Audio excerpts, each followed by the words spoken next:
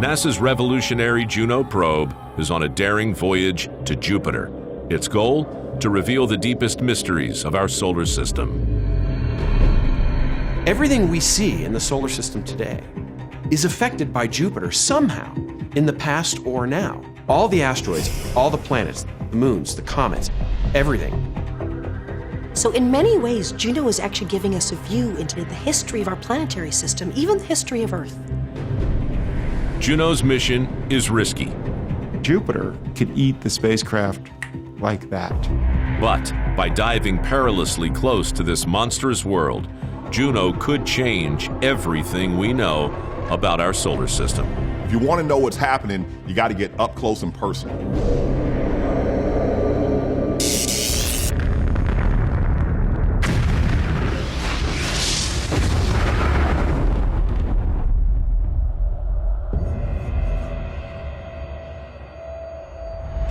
Independence Day, 2016. Juno arrives at Jupiter and gets to work. The probe angles its high-resolution camera towards this stormy world. Juno's snaps do not disappoint. The images returned from Juno are just beautiful.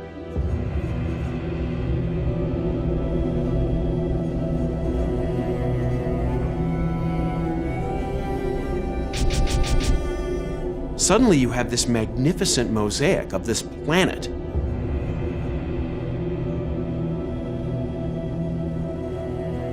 As a human being, I'm like, oh my gosh, look at this, it's amazing, this is coming back from Jupiter. These are the closest ever views of Jupiter, a world 500 million miles away.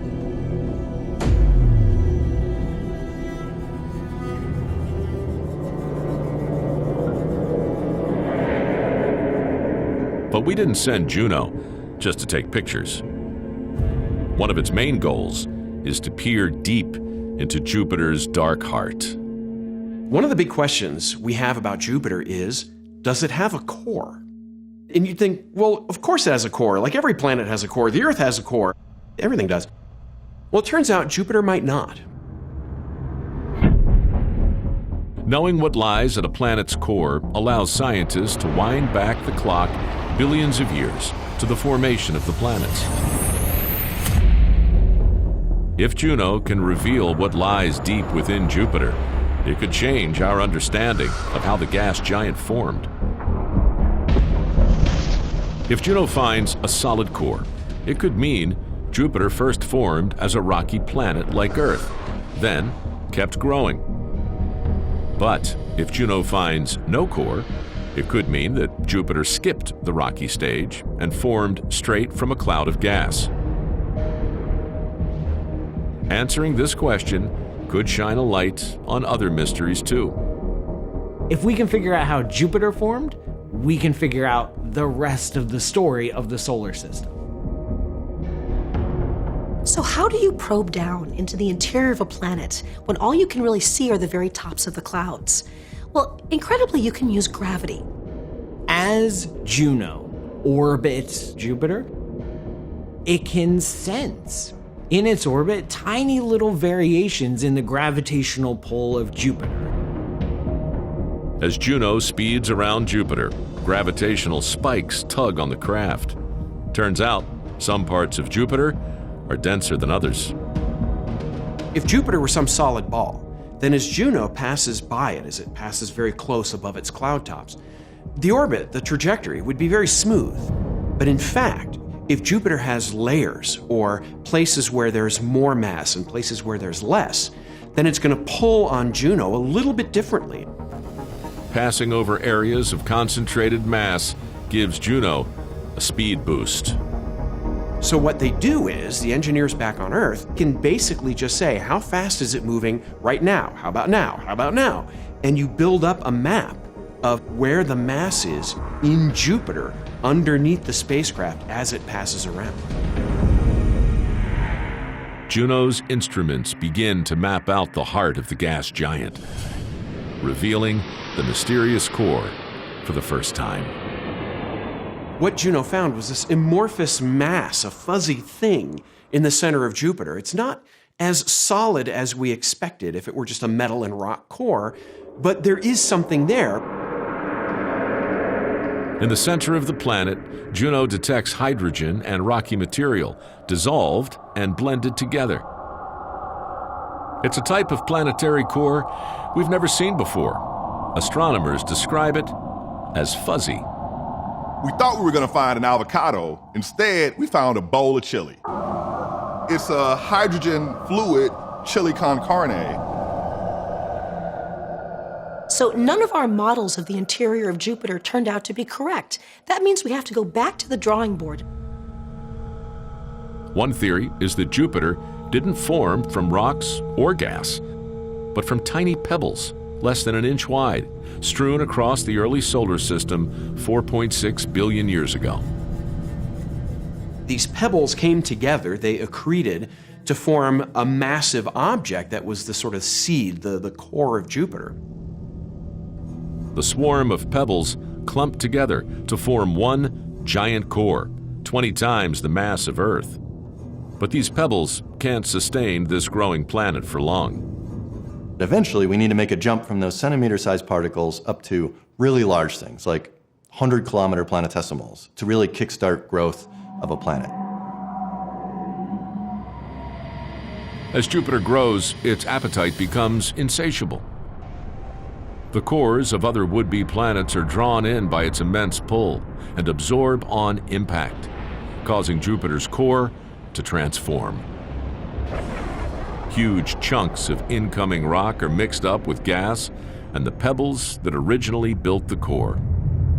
We think that the core material that might have been there is actually dissolved and mixed in with the rest of the planet. This mix of rock, gas, and pebbles leaves the core in a strange state, somewhere between solid and liquid, or, in other words, fuzzy. Once Jupiter's core reaches a critical mass, its gravity pulls in all nearby hydrogen gas, building the Jovian atmosphere, and leaving the fuzzy core trapped beneath thousands of miles of thick clouds. And that is what formed Jupiter as we know and love it today. Juno's discovery of Jupiter's fuzzy core could rewrite the book on Jupiter's early years. But Juno is just getting started. We haven't even scratched the surface of the number of mysteries there are. There's more to Jupiter than meets the eye, as Juno's instruments begin to reveal a darker side to this giant world. Jupiter's environment is one of the most vicious in the solar system, and that's because of its incredibly strong magnetic field. And Juno is caught right in the middle of it.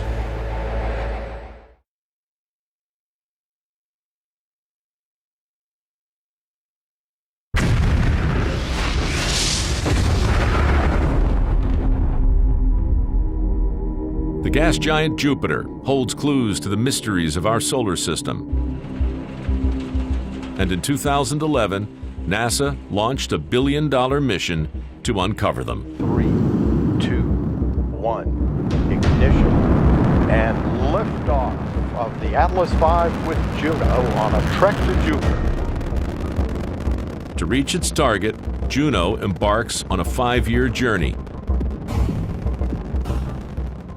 Sending any spacecraft to another planet is going to be tough, but sending one to Jupiter is really pushing things pretty hard. Juno weaves through the solar system with extreme precision. The craft battles violent temperature changes and navigates carefully through the asteroid belt. If there's a fleck of dust in your path and that thing slams into your spacecraft, it can do significant damage. 1.7 billion miles into its mission, Juno finally nears its target. But the probe is hurtling towards Jupiter at 165,000 miles an hour. Juno is moving really fast. It's one of the fastest spacecraft ever. You need to go fast enough to get there, but then you need to be slow enough to be captured by the gravity of that planet. You need to get it just right. Entering orbit around Jupiter is the trickiest part of the mission. Get it wrong, and Juno could slam into the planet, or drift out into deep space.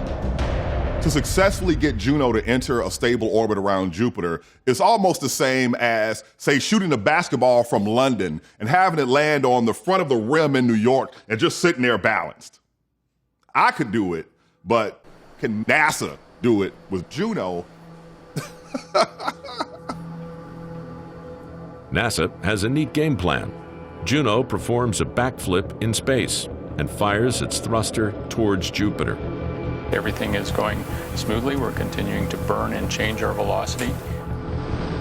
The rocket burns for 35 nail-biting minutes, reducing the craft's speed by 1,200 miles an hour.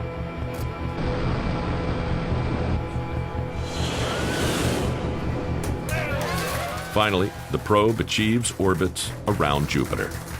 Right on July 4th, during the fireworks, we just got into orbit. In many ways, we're firing our rocket motor. I mean, it is fireworks. Safe in orbit, Juno turns its instruments to the planet for a crucial part of the mission, investigating Jupiter's magnetic field. Deep below the stormy surface, liquid metallic hydrogen flows endlessly around the planet, producing a huge magnetic field. This magnetosphere stretches over 600 million miles beyond the planet, reaching all the way to Saturn. If your eyes could actually see Jupiter's magnetosphere, and you tried to look at it while standing on Earth, it would look about as big in the sky as the moon. And within this magnetic field, Juno faces an invisible threat. Jupiter has an enormous magnetic field. It is so enormous in terms of space, but also in terms of power. High-energy particles from the sun are funneled into deadly radiation belts, guided by the giant planet's magnetic field.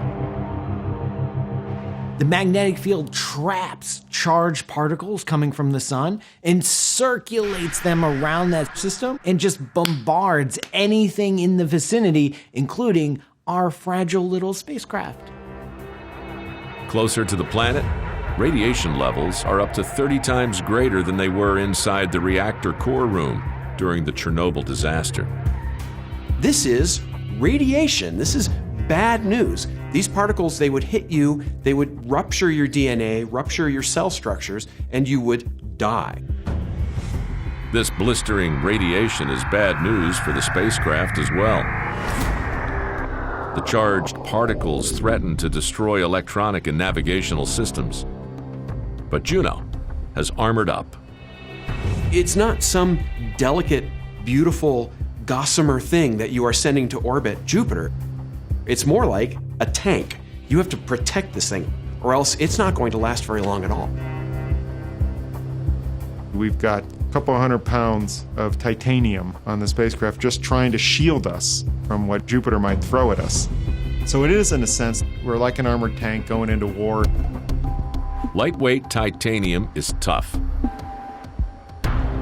Juno's half-inch thick shielding blocks 99% of Jupiter's vicious radiation. But even at this reduced rate, Juno can't survive the bombardment for long. So the craft sets itself on a unique orbit around the gas giant. It actually has a very long orbit where it spends most of its time far away, and then every once in a while dives in and goes, oh, hot, too much, and then goes safely away to communicate and process, and then back in again. Juno takes a mighty gamble, diving deep into these radiation belts to achieve one of its key objectives, mapping Jupiter's giant magnetic field. And as Juno swoops around the planet, it reveals something scientists have never seen before. When you look at the Earth, we have a fairly simple magnetic field. It's like a giant bar magnet with a north and a south magnetic pole. Well, Jupiter has that as well. This is called a dipolar field. It's got two poles. But it also has a third pole. Juno's magnetic field maps show a north and south pole and a bizarre magnetic disturbance at the equator. And it's like Jupiter just sprouted a third arm, and that's kind of mysterious. On magnetic field maps, north poles show up red and south poles blue. So scientists are calling this second south pole the Great Blue Spot. Everyone knows about the Great Red Spot, but Jupiter now has a Great Blue Spot as well. This magnetic disturbance reflects Jupiter's stormy interior. You have these fast-moving winds blowing on the magnetic field, and they're actually shearing it apart and moving the field around. It's not necessarily a storm, although it could be. It maybe is better to think of it as a magnetic storm. Turbulence inside Jupiter could be twisting up the magnetic field to drive the Great Blue Spot and the deadly radiation belts that Juno must navigate through. Unlike Earth, Jupiter is not really a solid mass for the most part, so all of its clouds and gases are moving at slightly different rates, and that actually makes the magnetic field that's generated be very variable and highly changing. For us to have a variable magnetic field like Jupiter does, the entire Earth would have to be molten. We really don't want that to happen. With each orbit, Juno unravels more mysteries of this giant planet. But Jupiter's deepest secret could shine a light on our own origins. If we want to understand the Earth and our place in the solar system, Juno has found a lot of those mysteries are locked up there in Jupiter.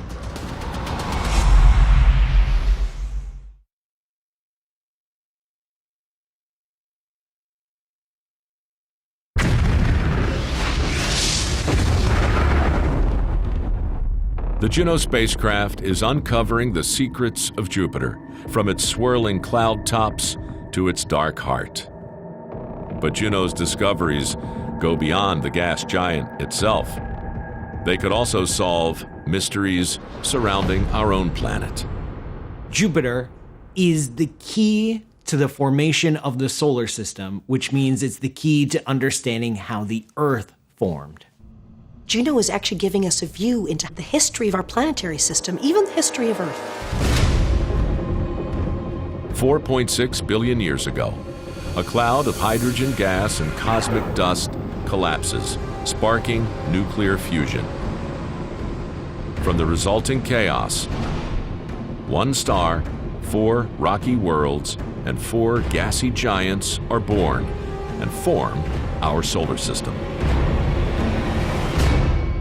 There's these distinct zones of the solar system, rocky and metallic in the inner part, gaseous and water-rich in the outer part.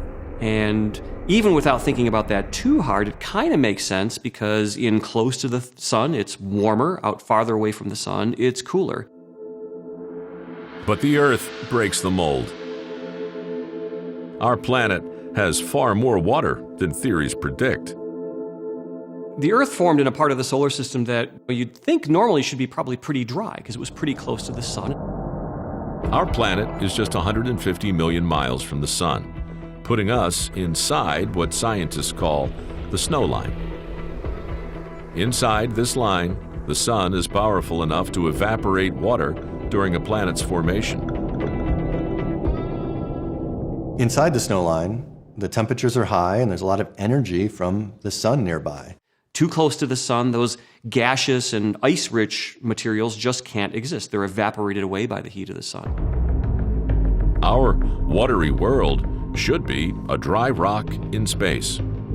Understanding how water got to the Earth is so important because it wouldn't be there in the very, very beginning.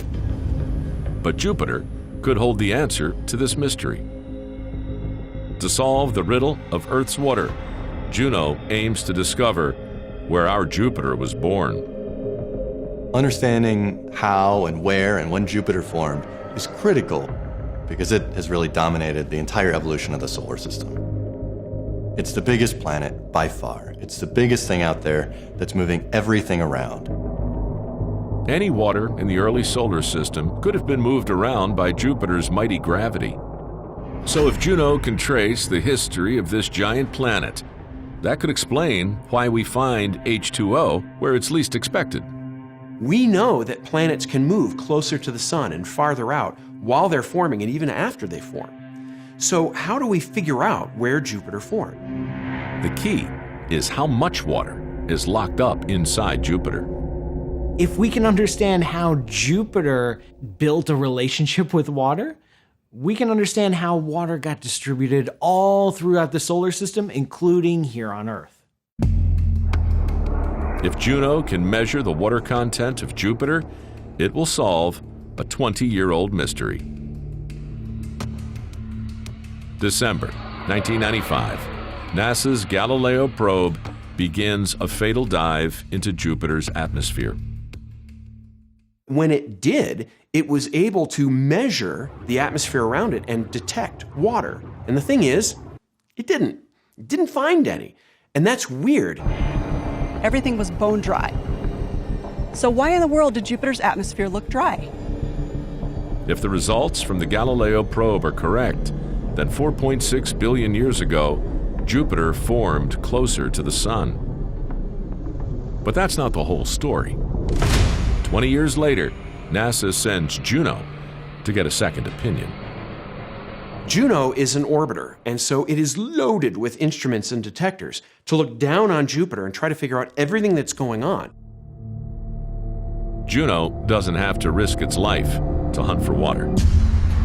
The craft peers through Jupiter's thick clouds using a microwave radiometer to detect H2O from a safe distance. Using these microwaves, Juno builds up a global map of Jupiter's water. What Juno has found is, there's plenty of water in Jupiter. It's just that Galileo happened to hit a dry spot. But in fact, if it had come in almost anywhere else, it would have seen plenty of water. Juno's findings may give a clue to where Jupiter originally formed. It seems apparent now that Jupiter didn't form in its present location.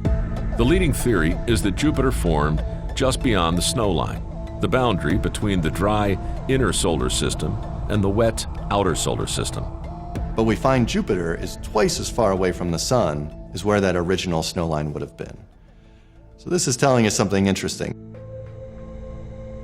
Jupiter may have wandered from its original position, causing unimaginable chaos. As Jupiter moved around, things got hit and knocked out of the solar system. It essentially scatters everything in its path. It's the biggest player, it's the biggest planet. Everything moves for it. As Jupiter bulldozes toward the outer solar system, it slings ice-rich asteroids and comets in towards the Sun and towards the Earth.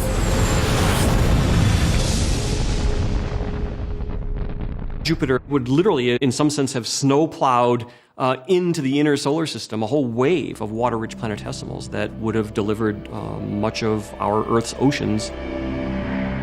Juno has helped answer why our Earth is habitable, despite being so close to the Sun.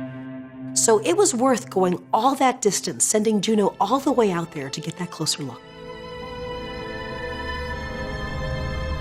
Juno continues to explore Jupiter's mysteries and its famous features. There is nothing more iconic about Jupiter than the Great Red Spot. And Juno reveals that this 300-year-old cyclone may soon vanish.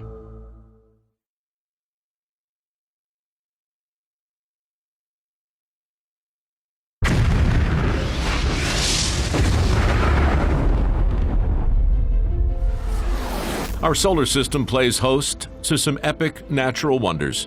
The ice geysers of Enceladus, the giant rings of Saturn, the Martian megavolcano, Olympus Mons. But in July of 2017, NASA's Juno probe skims the surface of Jupiter and photographs the most famous natural wonder. A fierce, hurricane-like storm that's been raging for hundreds of years. When you think of Jupiter, one of the most visually stunning, the most iconic features of the atmosphere is that great red spot. There is nothing like Jupiter's red spot in our entire solar system. As Juno soars over the great red spot, it looks down onto a storm over 10,000 miles across. This is the most extreme storm. The winds are blowing continuously at 400 miles an hour. On Earth, the most powerful Category 5 hurricanes can unleash almost total destruction. But these are less than half as powerful as the storm on Jupiter. The Great Red Spot is the greatest hurricane that you've ever imagined. But that's not all. Juno's microwave radiometer allows scientists to see through Jupiter's cloud layers for the first time. Juno has instrumentation that's able to look underneath. So one of the things we did was we looked at how deep are the roots. Juno peers down into the eye of this monster storm. It spots temperature changes far below the surface that follow the storm's iconic shape, tracing the roots of the Great Red Spot deep into the Jovian atmosphere. They found out that it goes down over 200 miles deep into the atmosphere.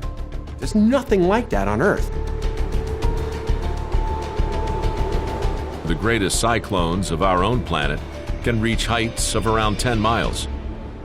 But Jupiter's Great Red Spot is over 20 times taller. I think that really brings into perspective the massive scale of this planet.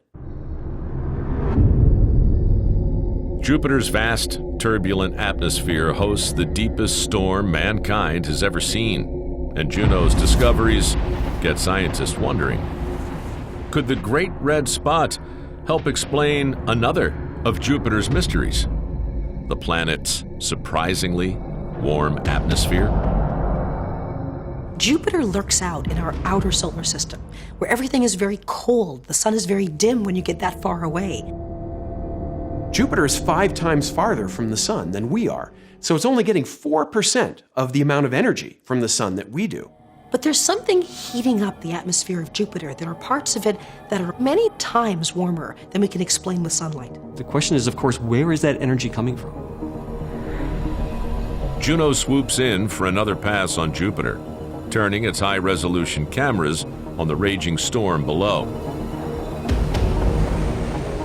The storm unleashes vicious turbulence into the surrounding atmosphere, giving scientists the clue they need to explain the planet's high temperature. The Great Red Spot is a giant hurricane that's powered by heat deep in the core of Jupiter, but it has such violent and chaotic motion, it's mixing up the atmosphere around it. The thunderstorms on Jupiter are going to be generating booming thunder, just the same way that they do here on the Earth. Thunderclouds send sound waves rippling through the storm. A sound wave is a wave of pressure, of compression, where air molecules or water molecules get compacted. They get squeezed together. And when you squeeze something together, they're a lot closer together and they're going to get pretty hot. These sound waves shoot up 500 miles above the storm, where they break, converting sound energy into heat. These sound waves, they crash together, creating a tremendous amount of energy and heating the gases around them. Jupiter's Great Red Spot has helped heat the Jovian atmosphere for hundreds of years, but new images suggest that this may be about to change. Jupiter's red spot is so big. I mean, it's bigger than Earth by a long shot. It seems like it would be an incredibly stable thing. It's just there and it's always been there and it always will be. Recently, we've seen it changing. When NASA's Voyager space probe visited Jupiter in 1979, it observed a storm twice the diameter of Earth. In 2017, Juno's images show the Great Red Spot has lost a third of its width. But that's not all. Despite the storm shrinking, it's actually getting taller. The Great Red Spot is being stretched and forced into Jupiter's upper atmosphere. The storms in the Great Red Spot is kind of like the clay on a potter's wheel, where as you bring your hands closer together to draw the clay in, the closer your hands are, the taller the pottery becomes. And similarly for the storm, as it becomes smaller at the base, it raises taller toward the upper atmosphere. It's getting taller. And we see storms do the same thing on Earth, and when it does that, the wind shear will actually take the top of the storm off and drag it apart. And so we'll be watching it very intently over the next few years to see if that's what happens on Jupiter as well. It may be only a matter of time before Jupiter's high-altitude winds tear this iconic storm to shreds. The most famous storm of the solar system may soon disappear, but Juno reveals other storms hidden in the strangest of places. The storm in the Great Red Spot is one, but not the only giant storm that's happening on Jupiter.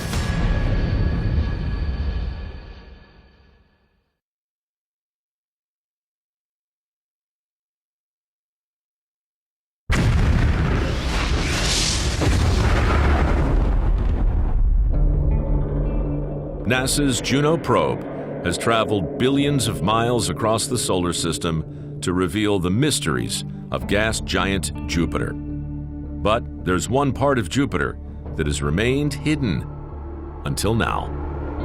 Before Juno, our view of Jupiter was very limited. We'd never actually flown over the poles. It's something that's very hard to do on Jupiter. We don't have other missions that have done this.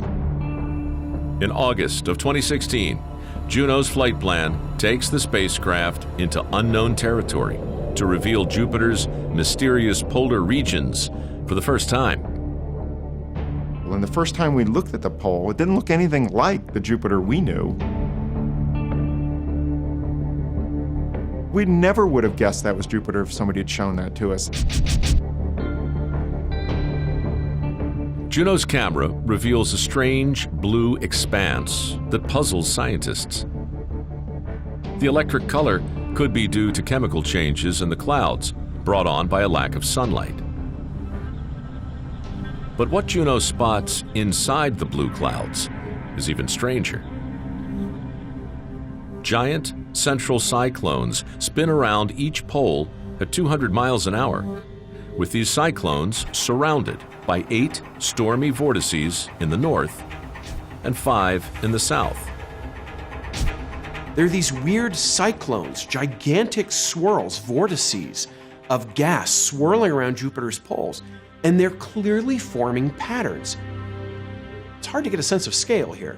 Now, the North Polar Central Cyclone, that one right at the pole, that's 2,500 miles across. That is almost as big as the continental United States. What is going on there? This is nothing like what we see on Earth. On Earth, our weather is driven by heat from the sun. It hits our planet at the equator and flows across the surface. Powerful cyclones form over tropical waters and move around the planet. But the polar regions receive less energy from the sun, so cyclones can't form at the poles.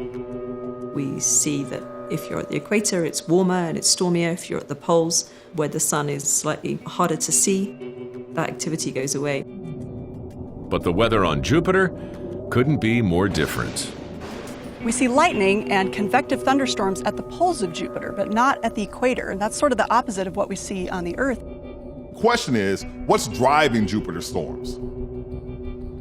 Jupiter is 5 times further away from the sun than the Earth and receives only a fraction of the sun's energy. Unlike Earth, Jupiter's polar regions seem to be where the action is. Something is driving the planet's weird weather, and Juno's scans of the giant planet's thermal emissions suggest it could be Jupiter itself. We can actually see the internal heat of Jupiter coming right up through, and so Jupiter will look very bright in areas where we can see that heat. Juno detects searing heat beneath Jupiter's cloud bands. Jupiter has so much material, so much mass, so much gravity that the interior is incredibly dense and very, very hot. At the core, it's probably many thousands of degrees hotter than the surface of the sun. This fiery inferno buried in Jupiter's dark heart is a relic from its birth billions of years ago. The violent collisions that formed the planet left its core seething hot, a heat that remains to this day, buried under thousands of miles of insulating gas. As the heat slowly leaks outward, Jupiter's fast-rotating atmosphere creates vicious cyclones and thunderstorms. And that's what's really driving most of the weather. It's not the sun, it's Jupiter itself. And as Juno soars over the planet, it reveals another weather mystery. The craft detects bursts of radio waves spiking up to 4 times a second. The telltale sign of ferocious lightning strikes. Clouds are moving around in the atmosphere, building up electric charge and causing bolts of lightning to form. And we've actually seen this with the Juno spacecraft. These are megastorms, orders of magnitude bigger than here on Earth. And Juno finds there's more to these thunderclouds than just flashes of light. Giant, icy hailstones of water and ammonia, the chemical which gives Jupiter's clouds their orange color. High up in Jupiter's atmosphere, the ammonia is mixing with the water, and it becomes a liquid ball that starts to collect ice around it, and it will fall like hail does, deep into Jupiter's atmosphere. On Earth, hail falls to the ground and melts. But on Jupiter, there is no ground. And it gets lifted in the atmosphere because of an updraft, and then more ice, and it builds bigger, and then it falls down, and then it gets carried back up, and so hail is often many layers being built. These ice balls grow layer by layer as they soar up and down the atmosphere. If they formed in storms here on Earth, they'd cause some serious damage. So if you were buzzing around Jupiter and you were near where these storms were, you might get hit by hail coming up or going down. This is one of the most violent, energetic atmospheres in the entire solar system. Juno is revealing the secrets that Jupiter has hidden for decades, including the mystery of Jupiter's northern lights. When Juno studied the lights coming from the aurora on Jupiter, it found that something really weird is going on.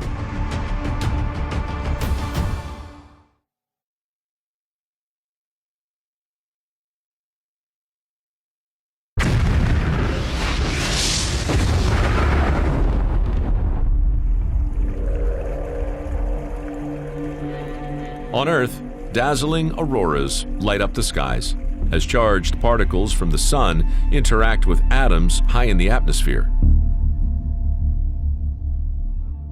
Deep in the outer solar system, Jupiter is too far from the sun for strong auroras to form in this way. But high above the giant planet's poles, Juno spots a seemingly impossible light show.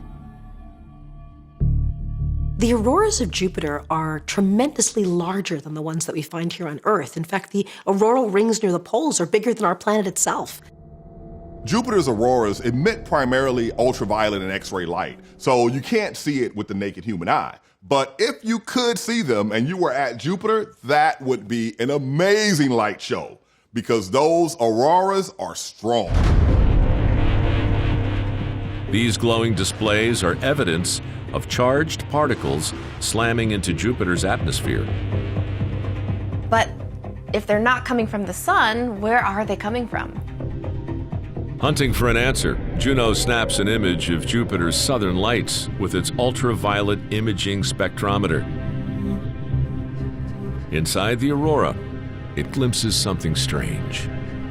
When Juno studied the lights coming from the aurora on Jupiter, it found that they were even stronger than expected. And in fact, when you look at Jupiter's poles in wavelengths that our eyes can't see, for example, ultraviolet, you see a hot spot.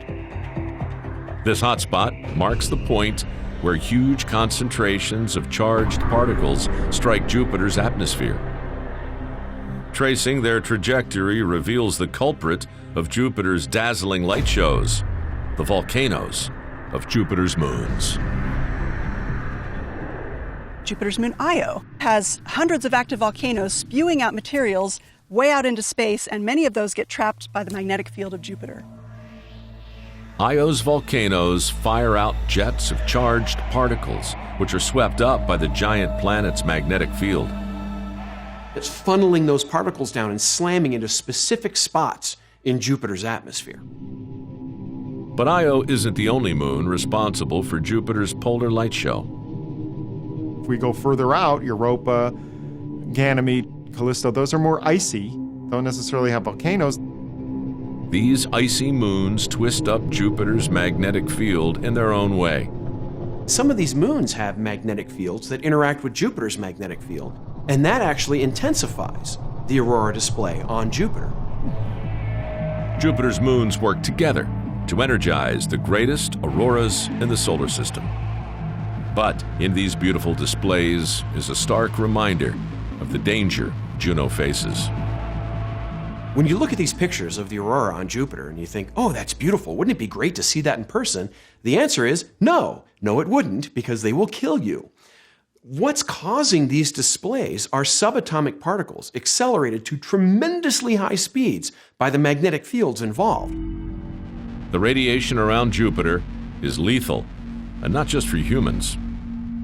The lifetime of the Juno mission is very limited by the extreme conditions it has to survive in. We think that in the future, a lot of the instruments will be so radiated they won't really work anymore.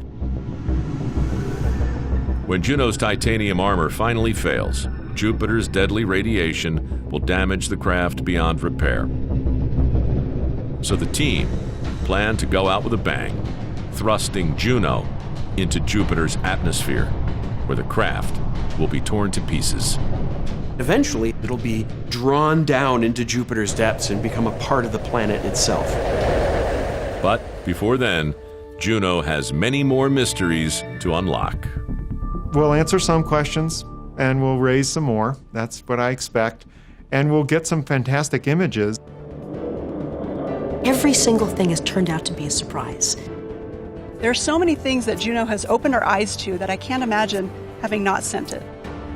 So we're in for at least a year more of the most profound surprises about Jupiter. What we're learning, what we're unlocking, not just about Jupiter, but the formation of the solar system and the potential formation of life itself here on Earth. It's mind-blowing.